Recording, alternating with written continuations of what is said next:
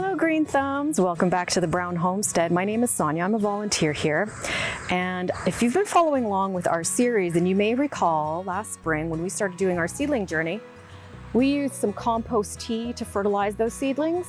So we're gonna walk you through how to get your own compost castings, worm manure, to make your own tea. In this short series, we're going to show you how to set up your own worm bin and harvest your own castings. And this process is called vermicomposting. So that's the scientific name, verma meaning worms.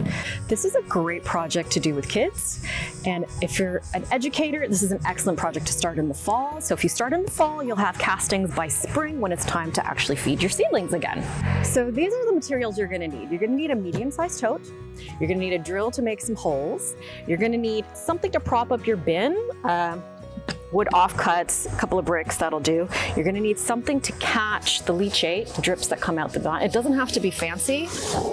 It's just a tote lid. You're going to need some bedding. And finally, you're going to need some worms. We're all set. If you didn't catch all of that, don't worry, we'll have it in the description below.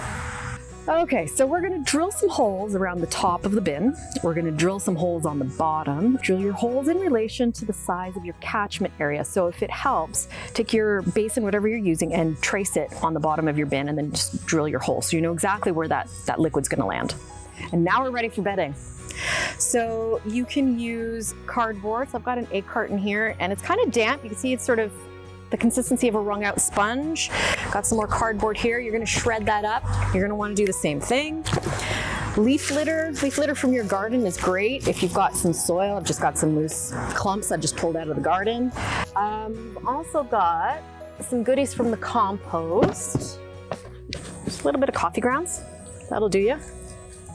And you're pretty much good to go. Their whole bodies are basically a mucosal membrane. So they do need the moisture just to kind of get around and like do their stuff, right? To reproduce, just to even move. And we're just gonna dampen it. Every once in a while you may wanna check your bin, make sure it's moist enough and just spritz it. As things break down, just naturally, even without the worms, they're gonna release fluids and liquids, which is why you need the catch basin. And that's, it's called leachate. That leachate is actually also good. So hold on to it. And if you can break things up into small pieces, even better, that'll help them. The garden soil will help them digest too, because it's got some grit. And basically their digestive system works on the principle that they've got some hard bits in there, and then the muscles, as they contract as they're moving around, is what kind of grinds up the food and digests it. The nice thing about using some garden soil from your own garden is it's already got a lot of the microbial activity from your own garden. So it gets the worms used to it. It'll reincorporate it back into your own space.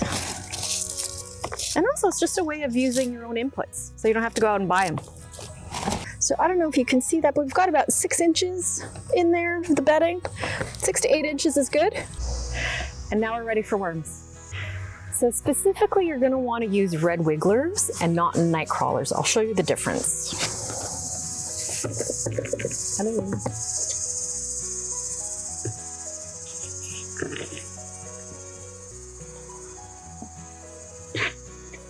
So these are red wigglers. As you can see, they're long and skinny and reddish in color, right? These are still babies, so they will get bigger than this. Now over here for comparison, we've got earthworms, or bait worms actually. And you can see they're much bigger. They're kind of grayish. I'm not enjoying touching these.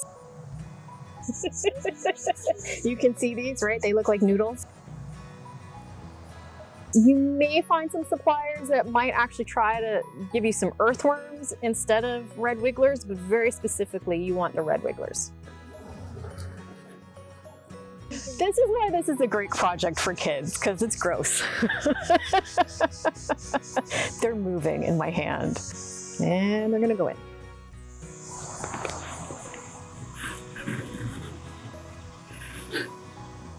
You too, listen, come. We paid for you. You're going. Stay with the tour.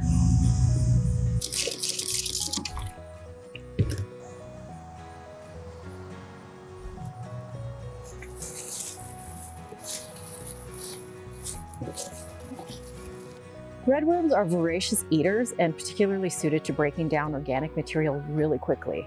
Ideally, you would want to start with about a pound of worms. It may be hard to source a whole pound, but don't worry, they'll multiply quickly and they reproduce in direct relation to the amount of food available.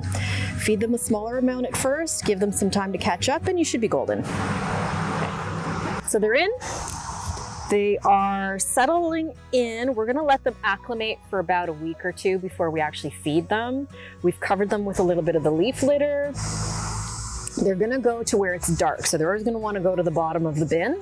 And you do really wanna kind of keep a little cover on it. If you're concerned at all about moisture levels, check them, give them a little spritz. You can actually even just put a little bit of burlap or like a newspaper on top. That'll actually help to keep them from escaping too.